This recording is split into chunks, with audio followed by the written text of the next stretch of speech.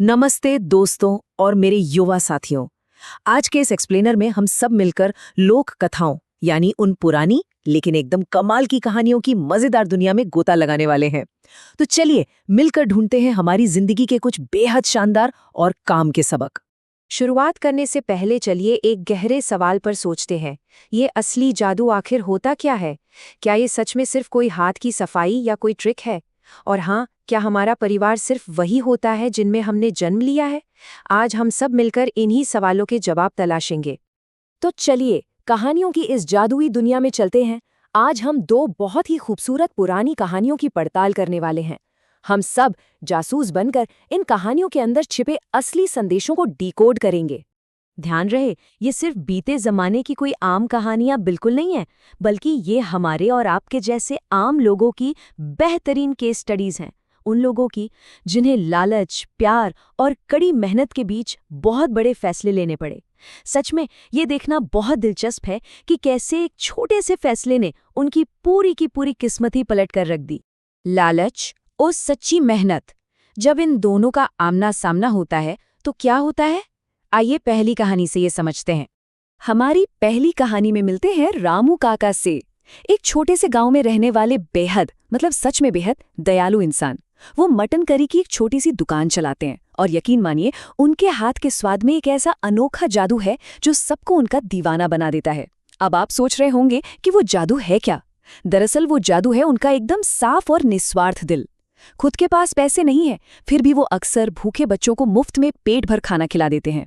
लेकिन कहानी में ट्विस्ट तब आता है जब एंट्री होती है लखन की। लखन एक अमीर होटल का मालिक है। वो रामू काका के इस हुनर को किसी कला की तरह नहीं देखता, बल्कि उसके लिए ये रातों रात और अमीर बनने का एक शॉर्टकट है। जरा लखन की चालाकी देखिए। पहले तो वो बहुत मीठा बनकर काका को अपने होटल में काम पर लाता है, उन्हें मुनाफे में आधे हिस्से का लालच देता है। फिर बड़ी ही चालाकी से पूरी रेसिपी सीख लेता है और जैसे ही उसे लगता है कि अब काका की कोई जरूरत नहीं, वो लालच में आकर उन्हें नौकरी से ही निकाल देता है। अब लखन को लगा कि बस मसाले सही मात्रा में डालना सीख लिया तो वो जादू भी आ जाएगा, पर असलियत तो कुछ और ही थी। उसके इस लालच का नतीजा तुरंत सामने आ गया। रेसिपी सीखने के बावजूद खाने का वो जादुई स्वाद पूरी तरह से गायब हो गया।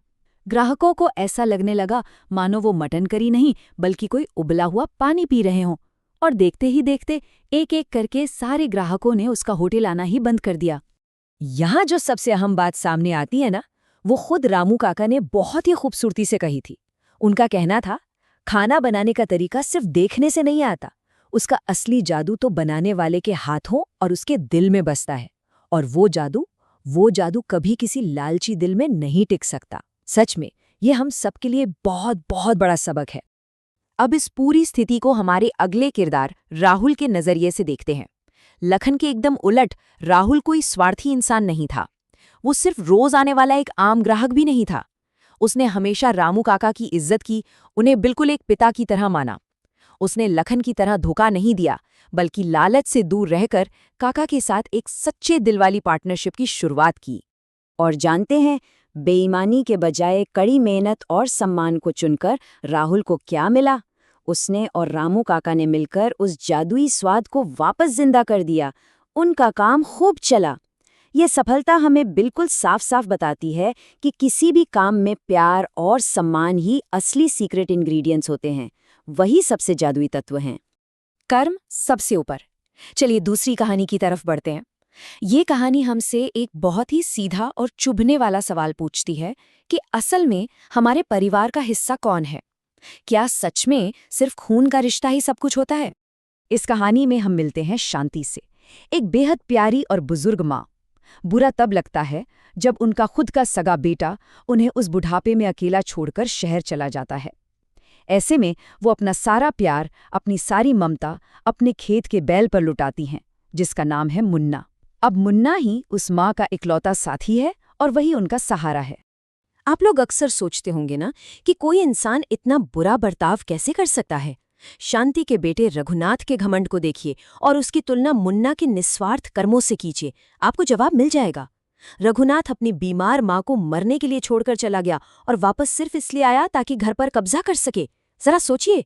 और वहीं दूसरी तरफ मुन्ना, जो कि एक जानवर है, एक बैल है, वो अपनी माँ के आंसू पोंछता रहा। उसकी इसी सच्ची और निस्वार्थ सेवा को देखकर कहानी में एक महात्मा मुन्ना को इंसान का रूप दे देते हैं। उन्हीं महात्मा या ज्ञानी बाबा ने कहानी में एक बहुत ही गहरी बात कही थी। उन्होंने कहा, पुत्र जन्म से नहीं अपने कर्म से कहलाता है। मतलब ये एक ऐसा विचार है ना जो रिश्तों को देखने का हमारा पूरा नजरिया ही बदल देता है। असल में ये हमारे कर्म ही हैं जो तय करते हैं कि हम कौन हैं, ना कि हमारा जन्म। अब जरा दोनों के अंत पर गौर करते हैं। वो लालची बेटा रघुनाथ, जो सिर्फ घर हड़पने के इरादे से आया था, उसे अपनी माँ की आत्मा से ऐसा डर लगा कि उसे वहां से खाली हाथ दुम दबाकर भागना पड़ा। उसे कुछ नहीं मिला। और वहीं हमारे निस्वार्थ मुन्ना को क्या मिला? उसे जीवन का एक नया और खूबसूरत रास्ता मिल गया। एक वृद्धाश्रम में जाकर उन बुजुर्गों की सेवा करने का मौका जिन्हें उनके अपनों ने ही छोड़ दिया था। तो हमने क्या देखा? एक को उसके लालच की सजा मिली और दूसरे को जीवन का एक शानदार मकसद, जीवन के असली सबक। तो इन दोनों शानदार कहानियों या कहें केस स्टडीज को इतनी गहराई से समझने के बाद अब वक्त आ गया है कि हम अपने भविष्य के लिए कुछ जरूरी सबक इकट्ठे करें। चलिए अपना एक मॉरल टूल बॉक्स तैयार करते हैं। ये वो बुनियादी उसूल हैं जो एक सच्चे और सफल इंसान को बनाते हैं। पहला नियम, लालच आपकी सच्ची सफलता को जड़ से खत्म कर देता है, इससे बचिए। दूसरा, जिंदगी में असली जादू करने के लिए ना कोई ट्रिक नहीं बल्कि एक साफ दिल और कड़ी मेहनत चाहिए होती है। तीसरा, हमारी असली पहचान हमारे जन्म या हमारे परिवार के नाम से नहीं बल्कि हमारे कर्मों से होती है। और सबसे आखिरी, दूसरों के प्रति दया और निस्वार्थ भाव ही हमारे जीवन को असल मायने में अर्थपूर्ण बनाते हैं। इन कहानियों से हम बिल्कुल साफ तौर पर देख सकते हैं कि हम हर दिन जो भी चुनते हैं, चाहे वो किसी के साथ अपना टिफिन बांटना हो या किसी ज़रूरतमंद की मदद करना हो, हमारी वो हर छोटी सी पसंद हमारी अपनी एक अलग कहानी लिख रही होती है।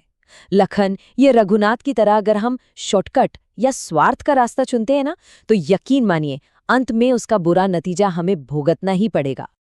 तो इस एक्सप्लेनर के सफ़र को यहीं ख़त्म करते हैं, लेकिन जाते जाते इस आखिरी सवाल को अपने साथ ज़रूर लेकर जाइएगा। आज जब हम बाहर की दुनिया में कदम रखेंगे तो हम किस किरदार का रास्ता चुनेंगे? क्या हम लखन और रघुनाथ की तरह सिर्फ अपने बारे में सोचकर स्वार्थी बनेंगे, या फिर राहुल और मुन्ना की तरह मेहनत, प्यार और निस्वार्थ कर्म का रास्ता चुनकर अपनी इस दुनिया में असली जादू लेकर आएंगे?